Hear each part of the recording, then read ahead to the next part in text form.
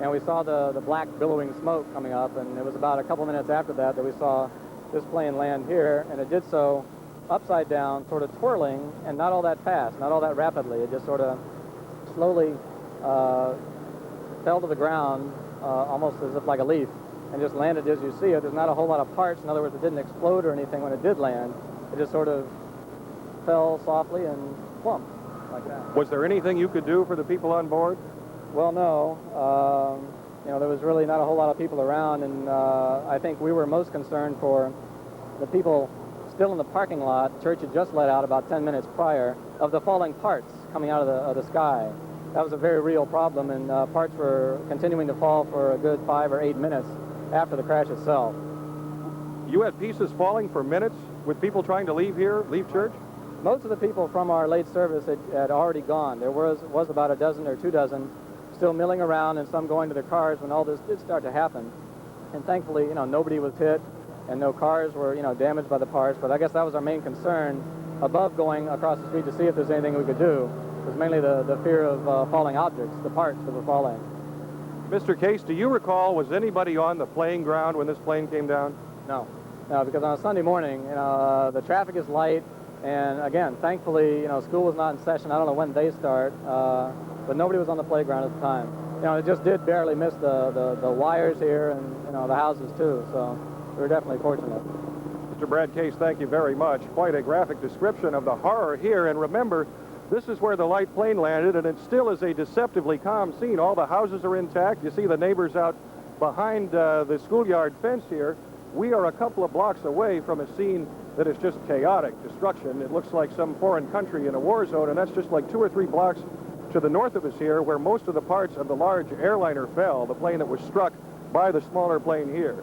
Investigators are on the scene here now trying to figure out exactly what did happen, but you just heard a horrific eyewitness account of how parts fell from the sky for minutes as people tried to dodge them and get out of the parking lot here, people who had been attending church. That's the scene from Cerritos Elementary School, the location where the small plane has crashed. Now let's go back to the studio. Yes, and Mark, we can only be thankful that this tragedy did occur when it did. We could guess what would happen if school were in session and that plane came down, or later in the evening when people would be in their homes. We do have an updated count now, however. It appears that one person on the ground was killed when the planes came down and crashed into their homes, the larger of the 2 planes, the Aeromexico DC-9. One person confirmed dead on the ground. As we told you a moment ago, 4 people were known to be injured on the ground. So that's 53 dead total in the 2 planes. It looks like 1 dead on the ground and 4 people injured. That's the latest count. These figures will change. We understand that authorities in Los Angeles County, there in Cerritos, are now going house to house in that area where the DC-9 came down, looking for aircraft parts and perhaps bodies, people that are in the rubble that have not been found yet. There is a house-to-house search going on at this time. Of course, the big question now, and the one everybody is asking already, is how such a thing could happen. It's amazing, but most of these terrible collisions in the air occur in the clearest of skies. The terrible tragedy in San Diego in 1978, 9 o'clock in the morning, 100 miles visibility. It was one of the clearest days anybody could remember, and yet that 727 collided with a 182. How did it happen?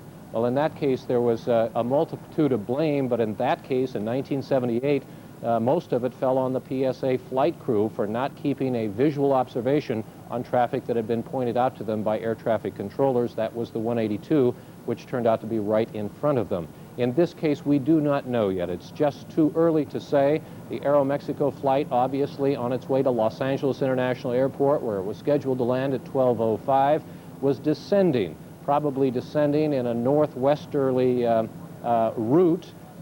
Seal Beach VOR is a major navigation aid right nearby. Perhaps he was headed for Seal Beach VOR, at which he would intersect the VOR in the air and then continue on to Los Angeles International Airport. The commercial jet, as all commercial jets, was probably under positive control. That is IFR, or Instrument Flight Rule Control, which means controllers on the ground were keeping an eye on him and directing his flight. As for the light plane, we do not know. We don't know yet where it's from. If it's from one of the local airports, it could have been Fullerton Airport, which is nearby. Long Beach is not far away. John Wayne in Orange County is not far away. But this airplane probably, or could have been, from an airport many miles away and was simply transiting the area at the altitude he was flying when he collided, or the Aeromexico flight collided with him. We don't know the circumstances. That will be the subject of the investigation that is right now underway.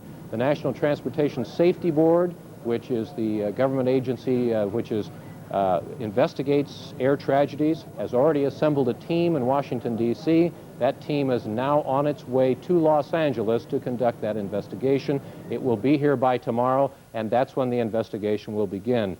We understand we have even more tape of the scene of some of these.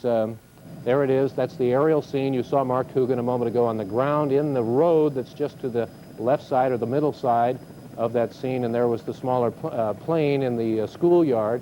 Now they're panning across to the spot where the larger DC-9 came down. There it is. You can still see wisps of smoke. It is still 3 hours since the planes collided, and yet debris houses there are still smoking, if not on fire. And you can see the terrific impact that airliner made when it hit the ground. Nothing but pieces. I think the largest piece I've seen so far was the side of a fuselage.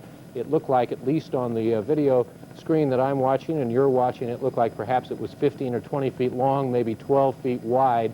That appeared to be the largest piece of that large DC-9 airliner. The DC-9, by the way, is a two-engine jet airliner flown by many, many airlines around the world. Aeromexico flies numerous flights with DC-9s.